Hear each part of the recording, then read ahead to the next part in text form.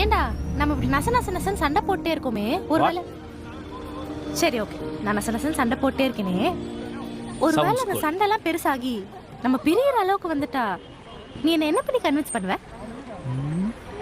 ஹே lassi shop lassi குடிக்காம coffee குடிக்காமா? Lassi lassi lassi lassi சாப்பிடலாம். ஆனா இங்க விட நம்ம அன்னைக்கு சாப்பாட்டுல சாப்பிட்டோம்ல அந்த லஸ்ஸி தான் சூப்பரா இருக்கும். இங்க ஓரளவுக்கு ஓகே தான்.